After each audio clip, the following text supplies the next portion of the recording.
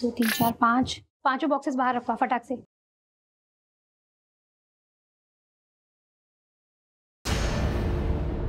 अरे रोहन, ये बॉक्सेस वहां क्यों पड़े हैं? कब से रखे हैं वहां? टैग करना है, लेकर आओ। हाँ हाँ मैम, मैं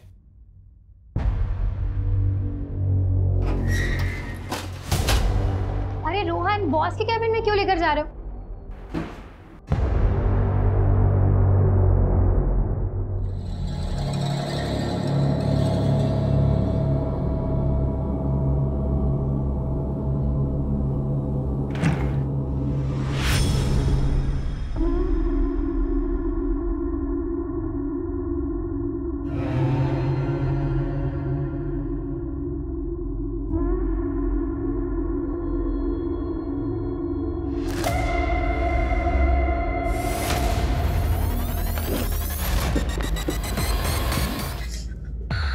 क्या कर रही थी यहाँ?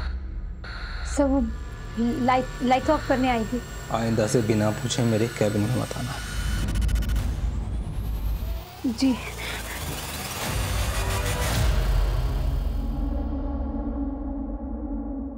पल्लवी, तुम रो क्यों रही हो? जीजू, मैंने ऑफिस के पैकेट्स देखे। देखो, तुम ना इस समय बिल्कुल मत पढ़ना। तुम्हारा वो जो बॉस है ना प्रशांत, बहुत खतरनाक आदमी है। तुम ऐसा कुछ मत करना, मेरी मानो, कुछ मत करना तुम। होती है कि पति की इतनी बड़ी गलतियों को बस ऐसे ही इग्नोर कर देते हैं। ठीक है, छोटे कपड़े पहने, स्किन दिख रही है, का मतलब ये नहीं है कि इनविटेशन मिल गया कि चाहे जब आओ और चांस मारो। अच्छा मेरी बात सुन, ये क्या कर रही है तू? मैं जा रही हूँ। कहाँ जा रही है? अपने एक दोस्त के यहाँ कुछ दिन वहीं रहूंगी और उसके बाद रेंट पर शिफ्ट हो जाऊंगी। सुन, ना तो तू कहीं जाएगी और ना ही अपने बॉस के खिलाफ कोई कंप्लेन करेगी। मैं जा रही हूँ और बाकी सामान बाद में लेकर जाऊंगी। आप सोचिए ना दीदी, जो आदमी आपके घर में रहकर आपकी बहन की इज्जत पे हाथ डाल सकता है, वो बाहर जाकर क्या कुछ नहीं करता होगा।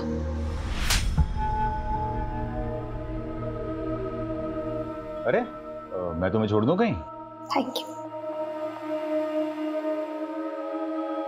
क्या एटीट्यूड है इस लड़की में।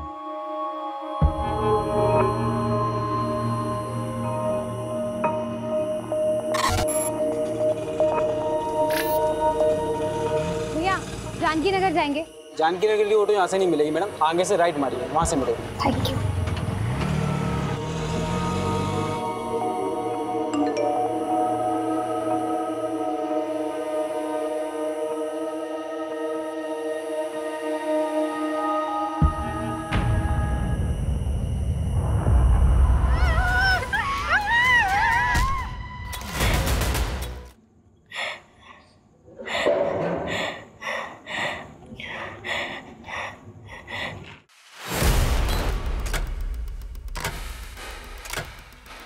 जरा सी भी आवाज निकाली ना तो जान से मार डालूंगा।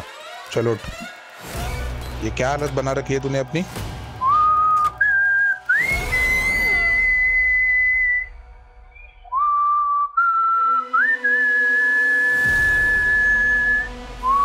क्या कर रही हो ये सब? प्लीज मुझे जाने दो।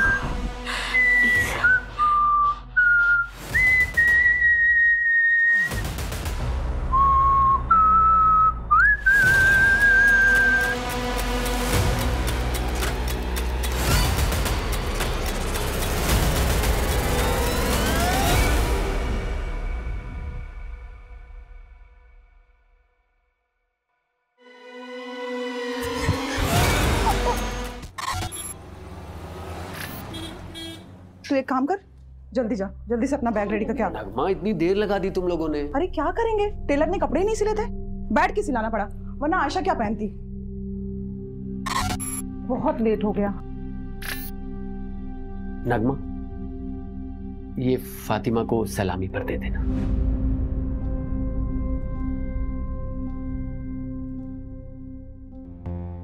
आमिर, ये तो बहुत महंगा लग रहा है, इसकी क्या जरूरत थी? हम उनको तोहफे में बहुत सारे कपड़े दे रहे हैं ना। नगमा, तुम्हारी खाला ने हमारे निकाह पर बहुत कीमती सेट दिया था, इतना तो करना ही चाहिए ना। कम से कम तुम उनके ताने सुनने से बच जाओगी। आमिर, लेकिन आगे आयशा का बोर्ड का एग्जाम है, इतने सारे खर्चे हैं, और वैसे भी शादी में बहुत खर्चा हो चुका है। मैं मैनेज करूंगा, तुम टेंशन मत लो। उज्जैन जाना है कि नहीं जाना? चलो जल्दी करो।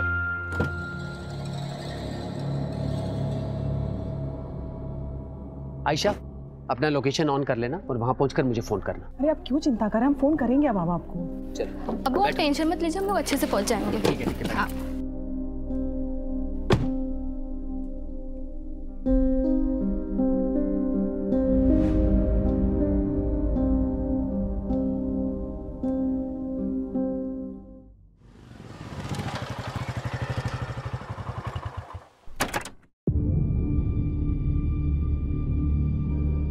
अर्जुन, कल से काम पर मत आना, आकर अपनी सैलरी ले लेना।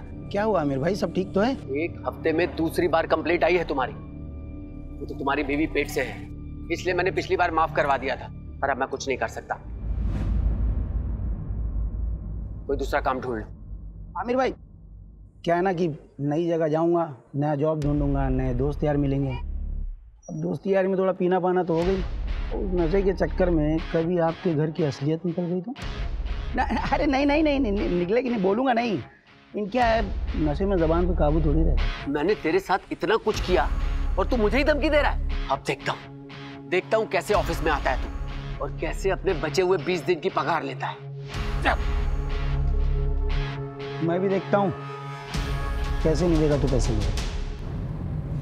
आयशा बेटा, अब्बू को लोकेशन भेजा? अब का भेज दे।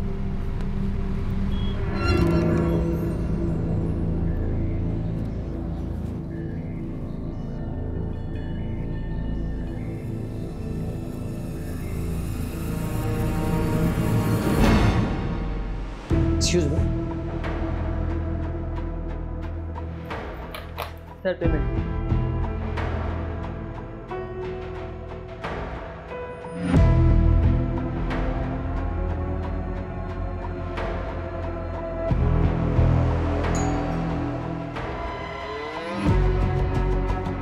कैसी हो रोशनी?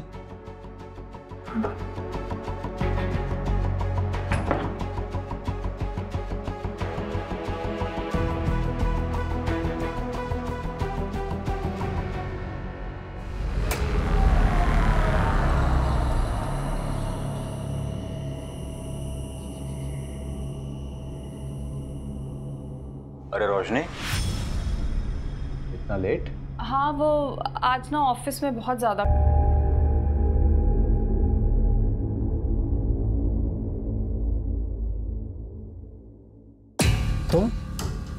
तुम्हारी हिम्मत कैसे हुई यहाँ आने की? यहीं रुको, मैं बताता हूँ तुम्हें।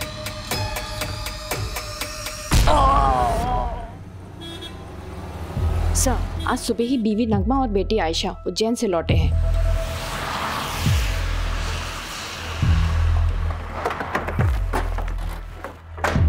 चलो साइड हटो। क्या मिला लगा रखा है? चलो हटो यहाँ से। आमिर उठ जाओ, क्या हो गया? आमिर प्लीज उठ जाओ, क्या हो गया?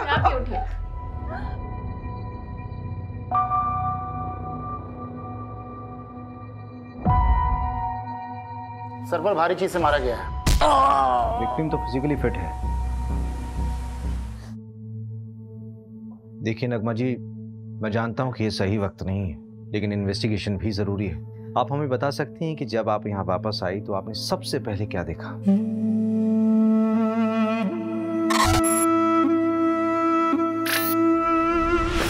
आमिर, आमिर उठो। आमिर, हम जब यहाँ से गए थे सब कुछ बिल्कुल ठीक था। आमिर बहुत खुश थे। पता नहीं किसने ये सब कर दिया। पूरा क्राइम सीन कंटामिनेट कर दिया ऐसा। आई डाउट कि फॉरेंसिक वालों के यहाँ ज़्यादा कुछ मिलेगा। ठीक है, जो कुछ भी पॉसिबल हो उनको बोलो कि एविडेंस कलेक्ट करें। Okay sir.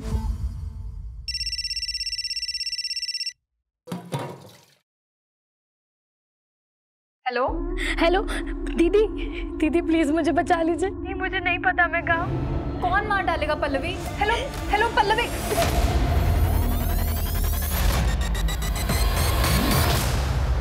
नहीं सर, हमें किसी पर कोई शक नहीं है। अच्छा, आप लोगों के उज्जैन जाने से पहले आमिर का किसी से लड़ाई झगड़ा हुआ था या फिर आपकी फैमिली में कोई इशू? आमिर बहुत अच्छे इंसान थे, उनकी किसी से कोई दुश्मनी नहीं थी। मम्मी, पानी लीजिए। घर से कोई सामान गायब हुआ था? हाँ, मेरा लैपटॉप गायब था और अब्बू का फ़ोन। ठीक है, डिटेल्स दे दीजिए। अगर इसके अलावा कुछ भी याद आए तो हमें बताइएगा ज़रूर। अभी जा सकते हैं आप।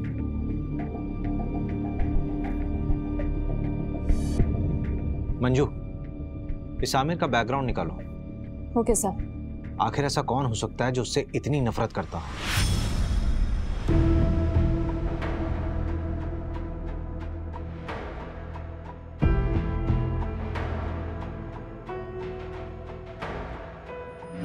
मैंने ऑफिस में के पैकेट्स देखे।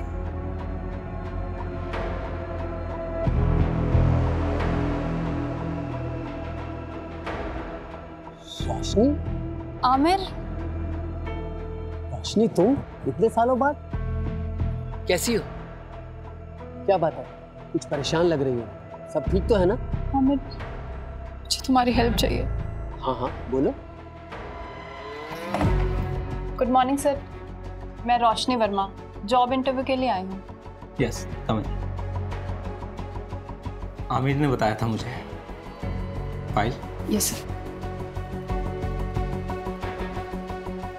तो ये तुम्हारी पहली जॉब है? Yes sir. कंप्यूटर नॉलेज है? जी सर, पूरी मेहनत से काम करूँगी। मेहनत से नहीं रोशनी, स्मार्टनेस से काम करना होगा। करोगी ना? जी। आमिर के अकाउंट से एक होटल में रेगुलर पेमेंट्स दिखा रहा है, ऑलमोस्ट एवरी वीक। मैंने उस होटल में फ़ोन किया था तो वहाँ के रिसेप्शनिस्ट ने बताया कि आमिर यहाँ एक औरत के साथ आया करता था और दिए गए आईडी के मुताबिक उस औरत का नाम रोशनी वर्मा है। ये देखिए। इसका मतलब आमिर का एक्स्ट्रा मैरिटल अफेयर था। सर फिलहाल तो ऐसे ही लग रहा है। मैंने उस होटल की सारी सीसीटीवी फुटेजेस मंगा ली है। ये देखिए सर, ये वाली फुटेज, ये मर्डर के 2 दिन पहले की है।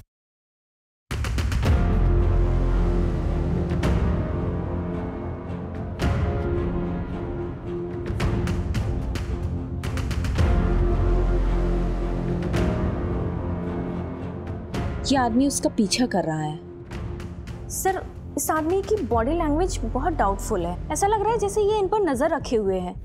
मैंने इसकी फोटो सर्कुलेट करवा दी है सर। गुड। हेलो। आमिर को उसकी बीवी ने मारा है।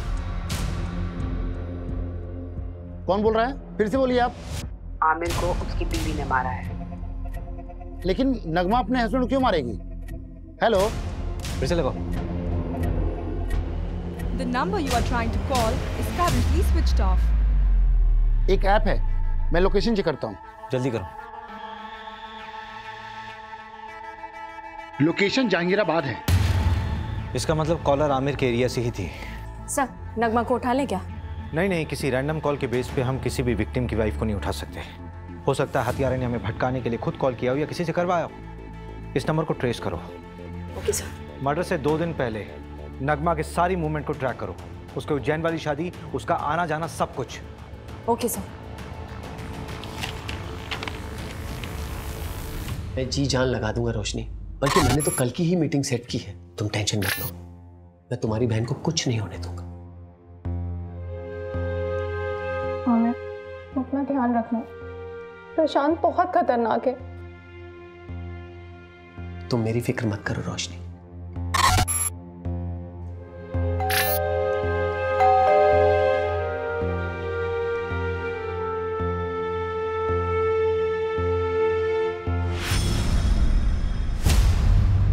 हमारा कोई अफेयर नहीं था। मैं और आमिर तो एक कॉलोनी में रहते थे और बचपन से ही एक दूसरे को जानते हैं। और वापस अभी 4-5 महीने पहले ही मेरी उससे मुलाकात हुई थी। ये चोट कैसे लगी? क्या हुआ है? कुछ नहीं मैम, वो किचन में काम करते टाइम लग गया। तुमने कहा कि आमिर सिर्फ तुम्हारा दोस्त था, बचपन का दोस्त, तो फिर होटल में क्यों मिलते थे? क्या हुआ रोशनी? ये पुलिस क्यों आई है? तो आमिर का मर्डर हुआ है, उसी सिलसिले में पूछताछ करने के लिए आए हम लोग। कौन आमिर? वो मेरी कंपनी में सिक्योरिटी एजेंसी का सुपरवाइजर था। हाँ तो ये तुमसे पूछताछ क्यों कर रहे हैं? देखिए ये वहाँ ना 9 से 6 जॉब करने जाती है, रिश्तेदारी निभाने नहीं। तुम कभी मिले हो आमिर से? मैं क्यों मिलूंगा? आप लोग बात किसके बारे में कर रहे हैं मैं तो ये तक नहीं जानता। अच्छा, ये देखो, कुछ याद आया? चल आने चल। सर मैंने कुछ सब याद कराता हूँ, चल। अरे मेरी कोई गलती नहीं, मुझे क्यों लेके जा रहे हो? अरे मैंने कुछ नहीं किया, छोड़ो मुझे। सर मैंने आमिर का मर्डर नहीं किया है। अगर तूने आमिर का मर्डर नहीं किया तो तूने झूठ क्यों बोला कि तू आमिर को नहीं जानता? तो क्या सच बोलता कि आमिर मेरी बीवी के साथ होटल में जाता है? क्या करते आप लोग? सहानुभूति देकर छोड़ देते? नहीं ना। वैसे आमिर का मर्डर हुआ कभी है? 23 तारीख को। 23 तारीख को तो मैं यहाँ था ही नहीं।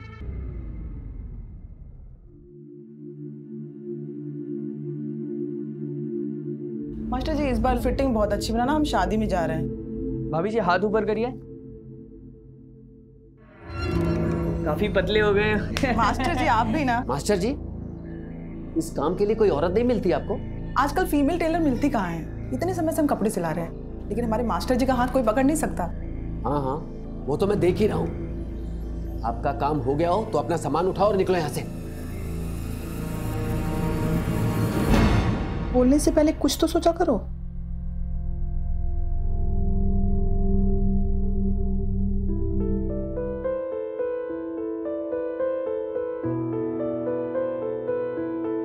हैप्पी बर्थडे नगमा। अभी तक नाराज हो नगमा? प्लीज मुझे माफ कर दो। और वो जो टेलर मास्टर के सामने आपने किया, वो क्या सोच रहे होंगे वो? अच्छा तो माफी से काम नहीं चलेगा तो मुर्गा बन जाता हूं मैं। अच्छा बस, अब ज्यादा नौटंकी करने की जरूरत नहीं है, चलो उठो। Happy birthday to you, happy birthday to you.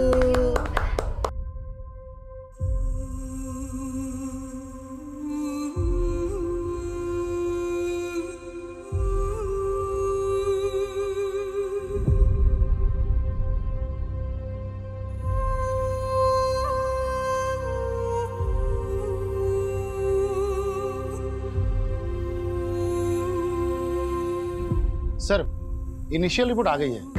Aamir को करीब रात 11 से 1 के बीच मारा गया था। नगमा और उसकी बेटी आयशा कितने बजे घर वापस लौटे? अगली सुबह 8 सवा 8 बजे। जिस कैब से वो लौटे थे वो ट्रैक किया?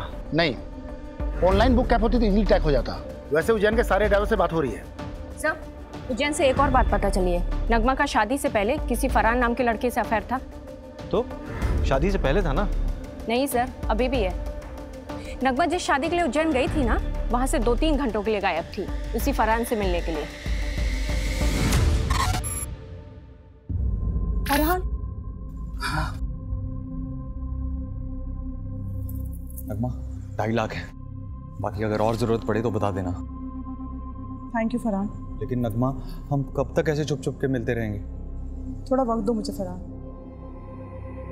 वैसे भी आशा की जिम्मेदारी है मुझ पर। एक बार मैं आशा का सब कुछ ठीक कर लूं, फिर देखेंगे। और वैसे भी मैं किसी को दुखी नहीं करना चाहती।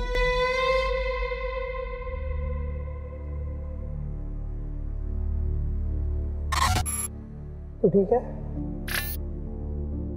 बैठ।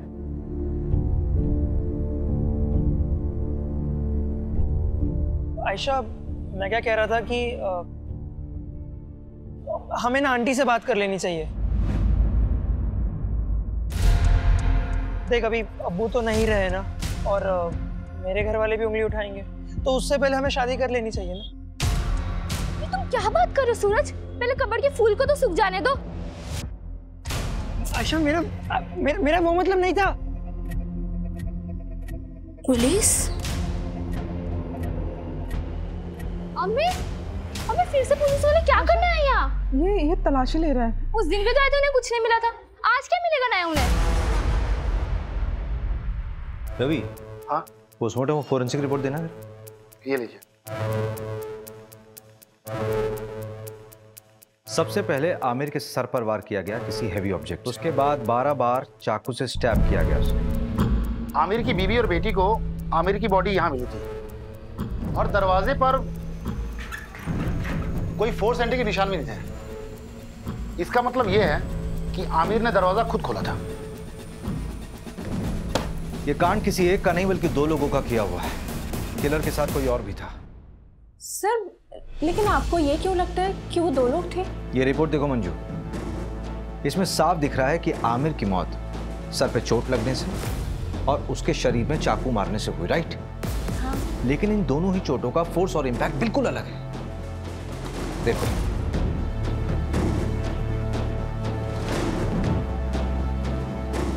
एक काम करो, इस घर की एक बार फिर से अच्छे से तलाशी लो।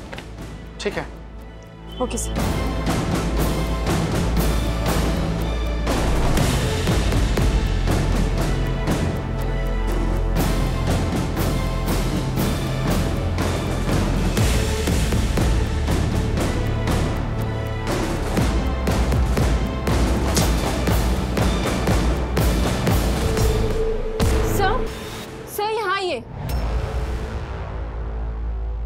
मंजू, लेके चलो। सर, चलो मेरी बात सुनिए। चलो थाने चल के बोलना जो बोलना है।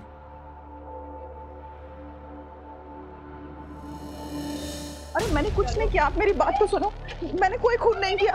आयशा, आयशा, हम तो शादी में उज्जैन गए थे, अम्मी नहीं कर सकती हैं। आयशा,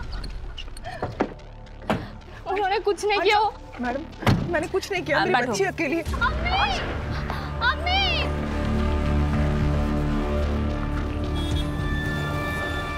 सर, ये नगमा तो अभी तक कुछ काम का बोली ही नहीं है। बोलेगी। एक बार चाकू की फोरेंसिक रिपोर्ट तो आने दो। आखिर ये चाकू उसी के घर से बरामद हुआ था ना, उसी की अलमारी से। Yes sir. रवि भाई, तुम कहाँ बिजी हो? ये फाइल आमिर के घर से मिली थी, वही पढ़ रहा था। इसमें एक FIR कॉपी है। 4 महीने पहले रोशनी ने न्यूमार्ग थाने में एक FIR दर्ज करवाई थी अपनी सगी बहन के किडनैपिंग के। किडनैपिंग? स्ट्रेंज। इसका मतलब रोशनी 2 विक्टिम से जुड़ी हुई। एक तो उसकी खुद की बहन जो 4 महीने से लापता है, और एक दूसरा आमिर। लेकिन सबसे बड़ा सवाल ये उठ रहा है रवि कि ये फाइल आमिर के पास क्या कर रही थी? अजीब तो है। ये देखिए, इस फाइल में ना कई सारे एड्रेसेस हैं, और ये फोटो देखिए आप।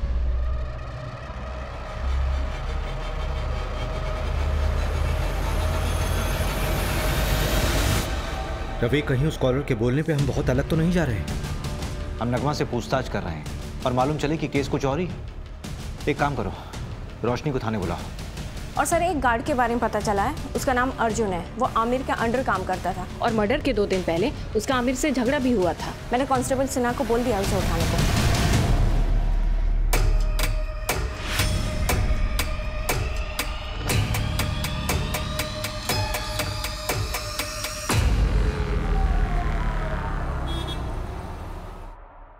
सर, मैं सच कह रहा हूँ, मैंने कुछ नहीं किया, मैंने किसी को नहीं मारा है। हाँ, आमिर से गुस्सा जरूर था क्योंकि वो नौकरी से निकालने की बात कर रहा था, पर उसके मर्डर के बाद मुझे किसी ने नहीं बोला कि काम पे वापस मत आओ। हाँ, मेरा फायदा जरूर हुआ है, पर मैंने किसी को नहीं मारा है सर। ये तो तोते की तरह खुद ही सब कुछ बोल रहा है। हाँ सर, वो हमारे साथ का ही था, बस सुपरवाइजर बनने के बाद उसको अचानक बहुत गुस्सा आने लगा। हर छोटी छोटी बात पे चिढ़ जाता था। तेरे मुझसे ही पहली बार सुन रहा हूँ कि आमिर को गुस्सा आता था। हाँ सर, आप चाहे तो वो आयशा के बॉयफ्रेंड सूरज, हाँ सूरज से भी पूछ सकते हैं। मैंने ही पकड़ा था उन दोनों को मार्केट में, और आमिर को खबर देके मैंने ही बुलाया था। क्या नाम बताया तेरा? सूरज चौहान। खैर मजहबी लड़के के साथ घूमती है, ये आजादी दी थी मैंने तुझे। मेरे नीचे काम करने वाला अर्जुन ये मुझे फोन करके बताता है कि अपनी बेटी को संभाल लो। क्या इज्जत रह गई? सर हम शादी करना चाहते हैं सर। सर मैं प्यार करता हूँ इसमें सर। आज के बाद इसके साथ नजर आया ना तो जान से मार दूंगा तुझे। सर प्लीज भाग यहाँ से। पल्लवी के लिए मैं कहाँ कहाँ नहीं भागी सर, पर किसी ने मेरी मदद नहीं की। सिर्फ आमिर मेरी मदद कर रहा था। पल्लवी की कोई दोस्त थी जहाँ वो गई थी, उसका नाम या पता मालूम चल सकता है? पता नहीं। उस दिन पल्लवी ने मेरे किसी मैसेज का रिप्लाई नहीं किया। मुझे लगा शायद गुस्सा है इसलिए नहीं किया। फिर अचानक एक दिन कॉल आई और तब मुझे पता चला कि वो किडनैप हुई है।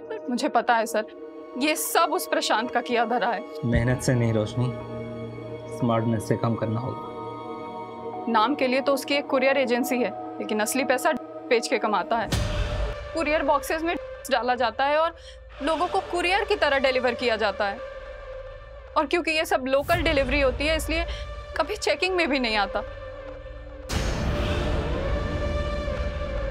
पल्लवी ने देख लिया, उस रात हमारा झगड़ा हुआ था और वो घर छोड़ के चली गई थी। और शायद उसी रात उसका किडनैप हुआ था। मेरी गलती है सर, मुझे उसे अकेले जाने ही नहीं देना चाहिए था। मेरी मदद तो पुलिस ने भी नहीं की। प्रशांत का नाम तक नहीं लिखा एफआईआर में। उल्टा मुझसे कहने लगे कि तुम्हारी बहन किसी के साथ भाग गई होगी। हम ढूंढेंगे उसे, इट्स अ प्रॉमिस। तो जब हम तुम्हारे घर आए थे तब क्यों नहीं बताया था ये सब? आमिर, ये देखो, किसी बैंक का अकाउंट नंबर है, SRV बैंक। रोशनी, ये स्विट्जरलैंड का बैंक है। 1 मिनट, ये डायरी जहां से उठाई है वहीं रख दो।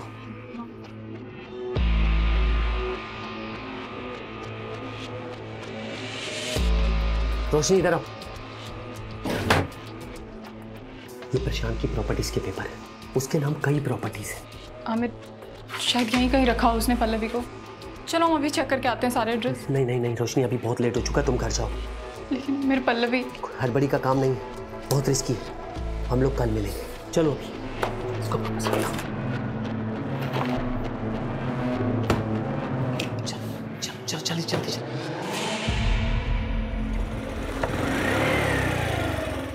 रोशनी, मैंने 3 प्रॉपर्टीज देखी हैं जो काफी टाइम से खाली पड़ी है। उनमें से एक ही है। चलो पहले ये चेक कर लेते हैं।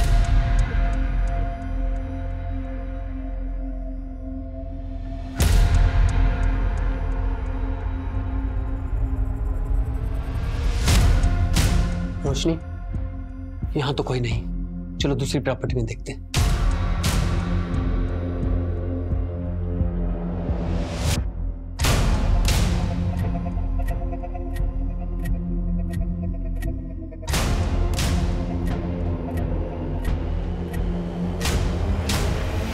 रोशनी, ये जगह सेफ नहीं है। बाकी के एड्रेस मैं कल खुद आके चेक करूंगा, तुम मत आना। अब चलो।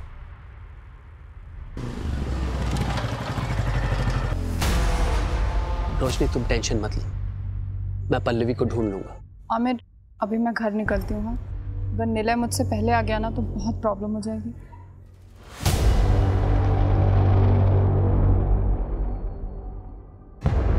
उसके 3 दिन बाद आमिर का मर्डर हो गया। मैं बहुत डर गई थी। शायद प्रशांत को सब पता चल गया था और पल्लवी तो अभी भी उसके कब्जे में है। आमिर को भी उसने मरवा दिया। सब मेरी वजह से हुआ है। वो प्रशांत कुछ भी कर सकता है। पता नहीं अब पल्लवी मुझे कभी मिलेगी भी या नहीं। आमिर के अलावा तो किसी को नहीं पड़ी थी उसे ढूंढने की। हम ढूंढेंगे उसे, इट्स अ प्रॉमिस। आप चिंता मत कीजिए, आप जाइए, पल्लवी को ढूंढना हमारी जिम्मेदारी है।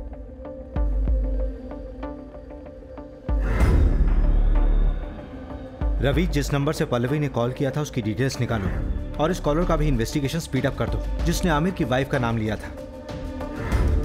इस प्रशांत को यहाँ बुलाओ। ठीक है, उसे बुलाता हूँ थाने। लेकिन काफी टाइम हो गया, पल्लवी जिंदा मिलेगी मुश्किल लगता है।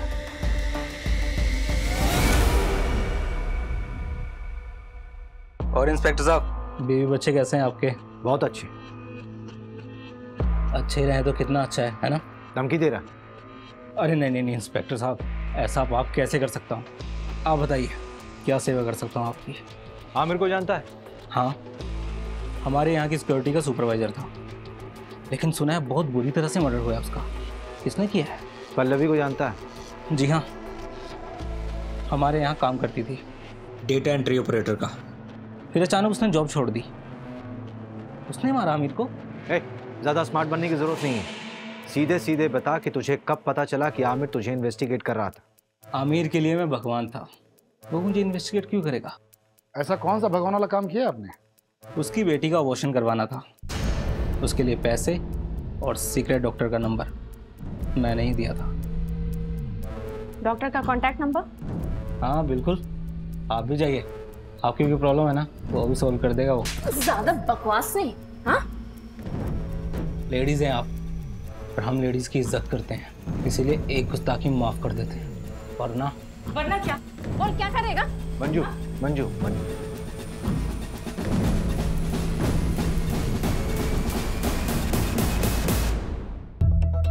नहीं सर, हमारे यहाँ ऐसा कुछ भी गलत काम नहीं होता।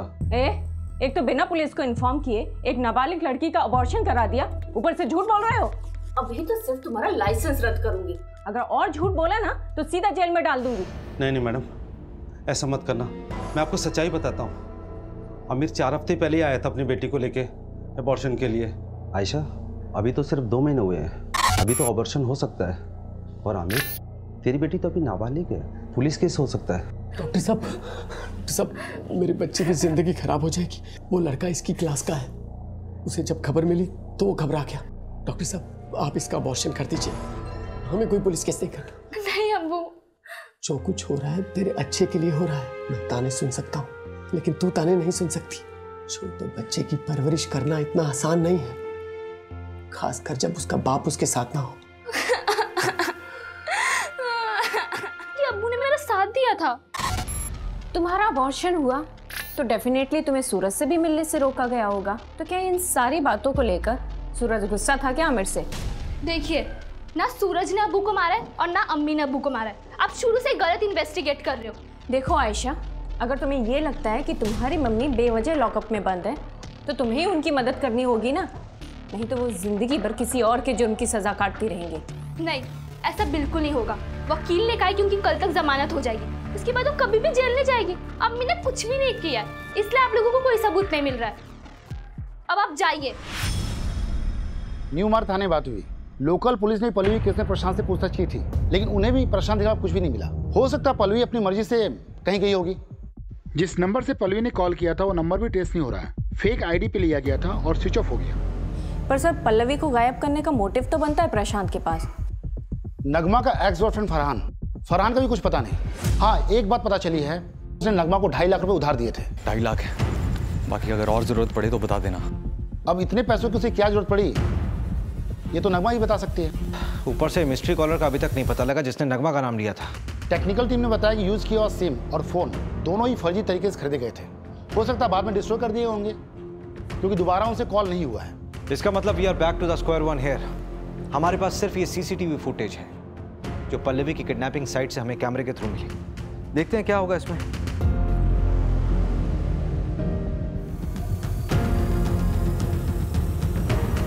इन दोनों ऑटो वालों से भी न्यू मार्ग पुलिस ने बात की थी। पल्लवी ने यहीं पे उन 2 ऑटो वालों से बात की थी। इसी कैमरे का फुटेज देखा था ना हमने। हाँ, फुटेज के मुताबिक पल्लवी ने यहां से राइट लिया हो, लेकिन आगे तो कॉलोनी का एंड हो रहा है, आगे का पूरा रास्ता सुनसान है। पल्लवी यहां से कहां गई होगी? यहां से सीधे कुछ दूरी पर एक बंद बड़ी फैक्ट्री है जो अब खंडर बन चुकी है। वहां चलकर देखें क्या? चल।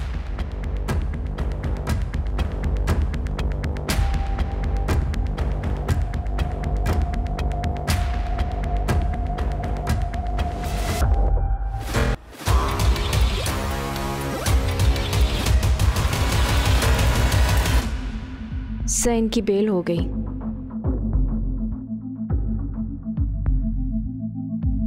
मेडिसिन की बाहर की लिस्ट आई है। कोई लीड मिला प्रशांत से कनेक्टेड? एक लीड है, नाम देखकर आप हैरान हो जाएंगे। हाईलाइटेड नाम देखिए। ये आमिर इंजेक्शन खरीदता था? हाँ सर, हो सकता है कि ये प्रशांत ने मंगवाया हो। प्रशांत ने आमिर की मदद की थी वो आयशा के अबॉर्शन केस में, तो शायद इसलिए आमिर ने उस एहसान के चलते प्रशांत का ये काम किया हो। और हो सकता है आमिर को ये पता भी ना हो कि वो इंजेक्शन क्यों खरीद रहा है, क्योंकि वो खुद पल्लवी को ढूंढ रहा था। लेकिन प्रशांत के खिलाफ हमारे पास कोई सबूत नहीं है। एक है, हल्का कनेक्शन है, पर एक मिला है। जिस लोकेशन में वो पहुंचे थे वो एक कंस्ट्रक्शन कंपनी के अंडर है, गंगवार कंस्ट्रक्शन। और इस गंगवार कंस्ट्रक्शन प्राइवेट लिमिटेड में 21% का स्टॉक होल्डर है प्रशांत।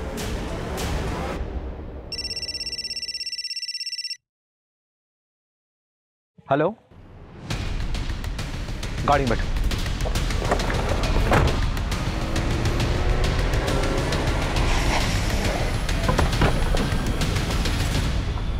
किधर?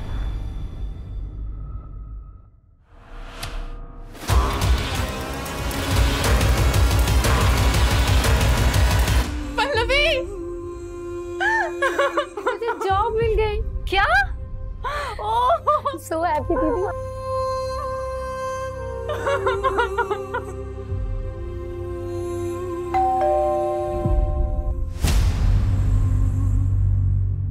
आप लोग फिर से? इस बार तुम्हें बेल नहीं होने वाली। चाकू की फोरेंसिक रिपोर्ट आ गई है, तुम्हारे फिंगरप्रिंट्स मैच हुए हैं। फोरेंसिक रिपोर्ट के मुताबिक इस चाकू में जो खून मिला है उस खून में हीमोग्लोबिन लेवल कम है और ब्लड क्लॉट थोड़ा ज्यादा। तो तो ये जो खून इस चाकू में मिला है वो विक्टिम के मर्डर के कम से कम 24 से 48 घंटे बाद का है, मतलब पोस्टमार्टम के बाद का ब्लड है।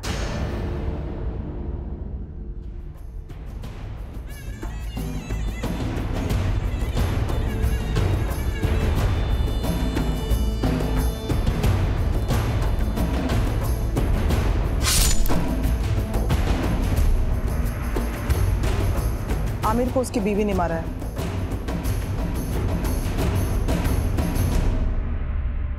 मैं अपना जुर्म कबूल करती हूँ, मैंने ही आमिर को मारा है। झूठ बोल रही हो तुम नगमा। मर्डर रात के 11 बजे से 1 बजे के बीच में हुआ। रात के 10 बजे तो तुम देवास टोल क्रॉस कर रही थी और रात के 2 बजे सीहोर टोल। इसका मतलब ये हुआ कि जब मर्डर हुआ उस वक्त तुम रास्ते में थी और करीब 3:30 बजे तुम घर पर वापस लौटी।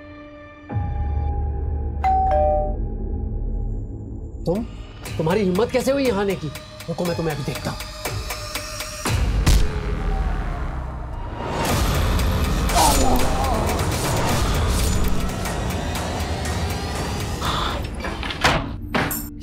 ये क्या कर दिया तूने?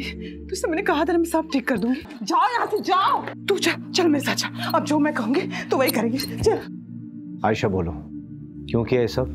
देखो मैं जानता हूँ तुम दूसरी कैब करके पहले ही भोपाल पहुंच गई थी और तुम्हारी माँ नगमा बाद में अकेली आई थी। देवास टोल नाके के सीसीटीवी फुटेज में तुम्हारी माँ कैब में अकेली दिखाई दे रही है। इसके आगे जाकर हमने इन्वेस्टिगेट किया तो पता चला कि मर्डर के समय तुम्हारी माँ घर पर थी ही नहीं। सबूत हैं हमारे पास। सर प्लीज, मैं आपके आगे हाथ जोड़ती हूँ, इसको छोड़ दीजिए। इसकी सजा मुझे दे दीजिए। ये अभी बहुत छोटी है, इसकी पूरी जिंदगी बर्बाद हो जाएगी। आयशा मैं तुमसे पूछ रहा हूँ, बोलो क्यों किया तुमने ऐसा? नगमा तो तुम दोनों को भगाने वाली थी, फिर क्यों? बोलो आयशा। क्योंकि मैं नहीं भाग पा रही थी। कैसे चली जाती मैं? कैसे भूलती है सब कुछ? 2 महीने में तेरा निकाह करवाऊंगा। अबू सूरज बहुत अच्छा लड़का, प्लीज हमें अलग मत कीजिए। सिर्फ सूरज से शादी करो। मुझे किसी और से निकाह नहीं करेगी। सोई थी क्या उसके साथ? अबू आप क्या कह रहे हैं? इस उम्र में भी खुद पे काबू नहीं है तुझे? हाँ? ये भी नहीं सोचा कि वो गैर मजहबी लड़का है? तेरी गर्मी मैं निकालता हूँ, घर की इज्जत घर में ही रह जाएगी। चल। वो मेरा रेप करता था, मेरा खुद का बाप। जो अबॉर्शन करवाया था वो सूरज का बच्चा नहीं, वो कमीना आमिर का था। तुम्हारी अम्मी ने पैसों का इंतजाम किया था तो फिर क्यों नहीं चली गई? नहीं जाना था मुझे, नहीं भागना था। जब तक मैं उस कमीने को सजा नहीं दिला देती मैं नहीं भूल पाती है सब कुछ। लेकिन अब मैं भूल सकती हूँ, चैन से जी सकती हूँ, सूरज के साथ या फिर इस जेल में, पर जी सकती हूँ। पल्लवी का किडनैप भी आमिर ने किया होगा, उसी ने उसका रेप और मर्डर किया होगा।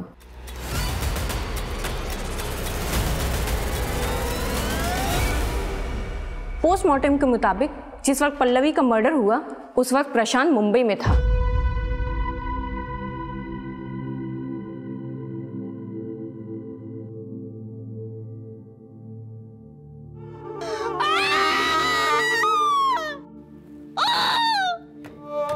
जिस तरह से इस केस में आरोपी खुद इस केस का सबसे बड़ा पीड़ित साबित हुआ है और पीड़ित इस समाज का सबसे बड़ा दरिंदा, उसको देखते हुए इस केस को रेयर ऑफ द रेयरेस्ट की श्रेणी में रखना गलत नहीं होगा। सारे सबूतों के बिना पर आमिर मलिक मर्डर केस में ये juvenile justice board Ayesha Malik को 3 महीने की सजा सुनाती है और इस दौरान वो जमानत की अर्जी भी लगा सकती है।